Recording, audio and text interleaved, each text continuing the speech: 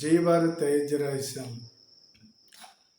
నమస్కారాలు తెలియజేస్తూ ప్రధానంగా ఇటీవల జరిగినటువంటి సార్వత్రిక ఎన్నికలు ఏవైతే ఉన్నాయో ఇందులో మంచి ఎన్డీఏ కూటమి రాష్ట్రంలో గొప్ప విజయాన్ని సంపాదించుకుంది.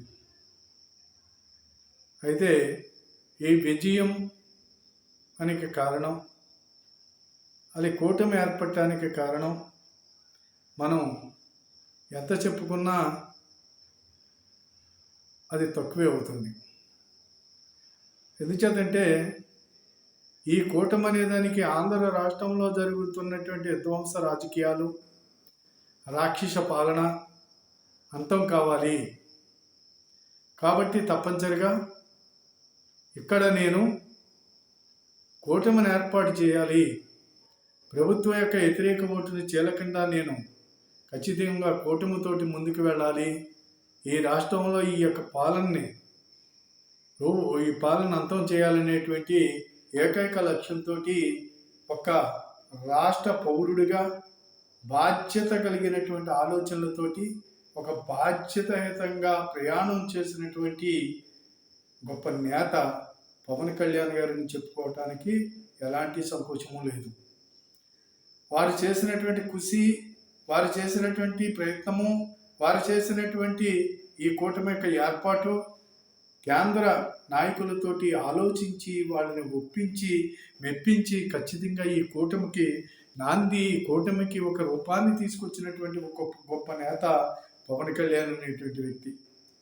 కూటమి ఏర్పడిన తర్వాత ఆ యొక్క ఏదైతే వారి యొక్క కమ్యూనిటీ ఏదైతే ఉన్నదో ఈయన తీసుకున్న చీట్ల దగ్గర కానివ్వండి, ఈయన ఏర్పాటు చేసిన కూటమికి కానివ్వండి, ఎన్నటిని కూడా మొత్తం కాపు కమ్యూనిటీ ఎంతగానో విభేదించడం జరిగింది. కాపు సమాజం కాదు, కాపు పెద్దలు రాజకీయ యొక్క స్వలాభాల కోసం అనేక మంది చేసినటువంటి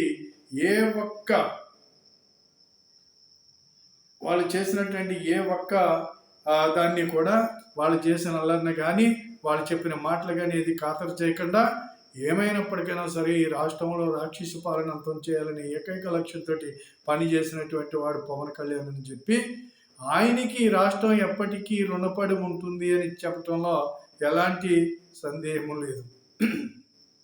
పోతే ఈ కూటమి బాగానే ఏర్పడింది.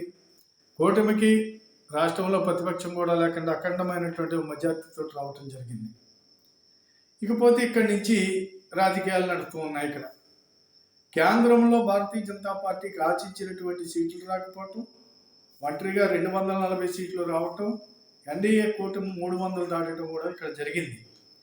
అయితే దీనికి ఒక చిచ్చు పెట్టాలని చెప్పి అప్పుడే ఇక్కడ ఆంధ్ర రాష్ట్రంలో ప్రయత్నం అయితే జరుగుతుంది. ఆ ప్రయత్నం ఏంటంటే కేంద్రంలో భారతీయ జనతా పార్టీకి సీట్లు తక్కువ వచ్చాయి కాబట్టి చంద్రబాబు నాయుడు గారు అక్కడికి వెళ్ళి చక్రం తిప్పుతారు. అందుకని చంద్రబాబు నాయుడు గారు చెప్పినట్టు మోడీ గారు వినాలి, లేకపోతే ఆయన చెప్పినట్టు ఇది చేయాలి, ఈయన చెప్పినట్టు వాళ్ళు చేయాలి అనేటువంటిది రకరకాల వాగుడైతే అప్పుడు ఇక్కడ కుల నాయకులు, ఈ యొక్క పచ్చ మీడియా ఇవన్నీ కూడా మొదలు పెట్టేసింది. ప్రత్యేక హోదా ఇప్పుడు అడిగితే ఖచ్చితంగా ఇస్తారు, ఇవ్వకపోతే ఇండియా కూటమి వైపు వెళ్తే బాగుంటుంది అని కొంతమంది సూచిస్తున్నారు. అసలు ఇక్కడ ఉన్నటువంటి మేధావులు, ఇక్కడ ఉన్నటువంటి పచ్చ మీడియాలని ఇట్లన్నిటిని పరిశీలించినట్లయితే మళ్ళా రాజకీయంగా ఒక చిచ్చు పెట్టాలని ఒక ఆలోచన అయితే చేస్తున్నారు. కూటమి అంటే ఏంటి? కూటమి ధర్మం ప్రకారంగా కూటమి మోదీ గారి యొక్క కుటుంబంలో మోడీ గారిని చూసి ఓట్లు వేసినటువంటిదే ఈ కూటమి.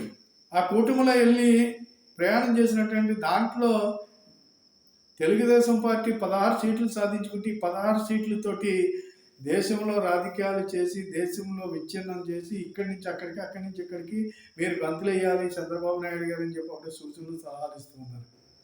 ఇది ఎంతవరకు కరెక్ట్ అనేది చంద్రబాబు గారికి తెలుసు. అలాంటి పొరపాటు పని ఆయన చేయరు, కూటమి ఏంటో తెలుసు. కానీ గతంలో ఆయన చేసి ఉన్నారు కాబట్టి ఇప్పుడు మళ్ళీ అలా చేయమని చెబుతున్నారు. అంతే కాబట్టి చంద్రబాబు నాయుడు గారు భారతీయ జనతా పార్టీని వదిలిపెట్టి వెళ్ళినప్పుడు ఎప్పుడు కూడా ఆయనకి ఏ రకమైనటువంటి న్యాయము జరగలేదు, ఏ రకమైనటువంటి మంచి జరగలేదు. అంతే కాబట్టి చంద్రబాబు నాయుడు గారికి తెలుసు. ఇప్పుడు కేంద్రంలోకి వెళ్ళి చక్కటి ప్రపంచాన్ని శాసించేటువంటి గొప్ప పవర్ఫుల్ నేత మనకు ఉన్నది. ఈ దేశాన్ని అంతా అభివృద్ధిలో ముందుకు తీసుకుపోయి ఆర్థికంగా బలోపేతం చేసేటువంటి నాయకుడు. అంతే కాబట్టి ఎన్డీఏ కూటమి వల్ల మూడోసారి కూడా ప్రజలు పట్టం కట్టారనేది మర్చిపోవద్దు. ప్రజలు అఖండ మెజార్టీతోటే పట్టం కట్టారు. ఇక్కడ ఇబ్బంది ఏం లేదు. 310 సీట్లతోటి ఈనాడు ప్రభుత్వాన్ని ఏర్పాటు చేస్తున్నారు అక్కడ. అంతే కాబట్టి ఈ దేశంలో ఉన్నటువంటి అనేక మంది దొంగల కూటమి ఏదైతే ఉన్నదో, ఇండియా కూటమి దొంగలందరూ ఏర్పాటు చేసుకున్నటువంటి కూటమిని ప్రజలు ఏ రకంగానే నమ్మరు. అందు గురించి ఎవరు కూడా కంగారు పడిపోక్కర్లేదు. ఎవరు కూడా ఇక్కడ దేశం గురించి ఆలోచించండి, జాతీయత గురించి ఆలోచించండి. అంతే తప్పించి మోడీ గారి గురించి మాట్లాడే అర్హత కానీ, హక్కు కానీ మీడియాలకు కానీ, ఇక్కడ ఉన్నటువంటి పనికిమాలి మేధావులు ఎవరైతే ఉన్నారో ఈ మేధావులు కానీ వీళ్ళెవరికి అంత ఎవరికి కూడా అర్హత లేదనేది నేను ఖచ్చితంగా చెప్పగలను.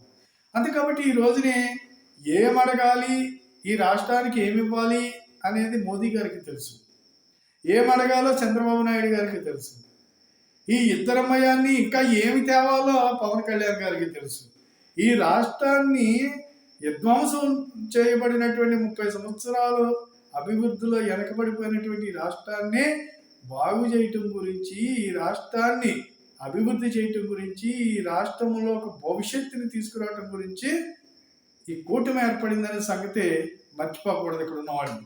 అంతే కాబట్టి మీ యథవ సలహాలు మీడియా ముందరకు వచ్చి పని పాఠాలు లేని పనికిమాలలో అందరూ మీడియా ముందరకు వచ్చి ఆడెవడో సలసాని శ్రీనివాస్ అనేవాడు ఒకడో, ఆడో చిలకపల్లి రవి ఒకడో, ఈడాడో ఈ ప్రొఫెసర్ నాగేశ్వరరావు కానివ్వండి, ఆడెవడో ఆడెవడో అడుసుమిల్లి శ్రీనివాస్ అనేవాడు ఒకడో, ఇలాంటి పనికిమాలి చెత్త అంతా ఈ రాష్ట్రంలో ఉంది. ఈ చెత్త అంతా కూడా ఇలా పిచ్చి మాటలు మాట్లాడితే ఇక్కడ నష్టపోయేది ఆంధ్ర రాష్ట్ర ప్రజలు. మీ సలహాలు సూచనలు ఈ ప్రజలకు అవసరం లేదు. ఈ ప్రజలకు ఏమి చేసుకోవాలో, ఏ నాయకుడిని ఎన్నుకుంటే ఏమి చేస్తాడో ఆ నాయకుడిని వీళ్ళు ఎన్నుకున్నారు ప్రజలు ఇక్కడ. అందుకు కాబట్టి ఈ కూటమికి అక్కడ మోడీ కావాలి, ఇక్కడ బాబు కావాలనేది ప్రజలు కోరుకున్నారు.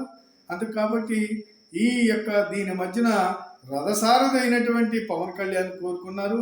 ఈ రోజున పవన్ కళ్యాణ్ వల్ల మాత్రమే కూటమి ఏర్పడటం, ఈ కూటమి గెలవటానికి ప్రధాన పాత్ర పవన్ కళ్యాణ్. అందుకని ఇలాంటి మాటలు మాట్లాడాలి తప్ప మీరు చెత్త మాటలు మాట్లాడితే మీరు మాట్లాడి ఆంధ్ర రాష్ట్రాన్ని మళ్ళా అనవసరమైనటువంటి ఊబిలోకి దింపొద్దు. 2014లో మీలాంటి వాళ్ళ మాటలని చంద్రబాబు నాయుడు గారు తప్పు చేశారు. ఆ తప్పు జరిగిన దానికి ఆయన ఈ రోజుకి పశ్చాత్తాప పడుతున్నారు, అందులో డౌట్ లేదు. కాబట్టి వారికి తెలుసు ఆయన చాలా అనుభవమైనటువంటి వ్యక్తి. ఆ రకంగా అక్కడ ఇంకా అనుభవమైనటువంటి వ్యక్తులు వీళ్ళందరూ ఇక్కడ దేశంలో పరిపాలన చేస్తున్నారు. దేశ యొక్క సమీకత, దేశ సార్వభౌమాధికారం కావాలని కోరుకునేటువంటి ఈ నాయకులందరూ కూడా. అంతే కాబట్టి మీరు తక్కువ సలహాలో, కుల సలహాలో, ఈ కుటుంబ సలహాలో ఇలాంటి పిచ్చి మాటలు మాట్లాడొద్దు. మీ వల్ల ఏమీ కాదు. మీ చాండాలమైనటువంటి మాటలు ఇన్ని ప్రజలు చిరాకు పడుతున్నారు, తిట్టుకుంటున్నారు. అంతే కాబట్టి దయచేసి ఎన్డీఏ కూటమికి బేటల బారాలనే ఆలోచనలు మాత్రం, బేటల బారేలా చేయాలనే సూచనలు సలహాలు మాత్రం ఎవ్వరూ ఇవ్వవద్దు అని చెప్పి సందర్భంగా మీ అందరికీ సూచిస్తూ మరి వీడియో 10 మందికి షేర్ చేసి సబ్స్క్రైబ్ చేయమని చెప్పేసి కోరుతూ అందరికీ నమస్కారాలు తెలియజేస్తూ ఈనాడు ఈ కూటమిలో నెగ్గినటువంటి ప్రతి ఒక్కరికి శుభాకాంక్షలు తెలియజేస్తూ మరి అందరూ కూడా ఈ రాజకీయ గౌరవం ఏదైతే పోయిందో తిరిగి తీసుకొస్తారో తప్పనిసరిగా ఆశిస్తూ సెలవు తీసుకుంటున్నాను. జై భారత్, జై హింద్.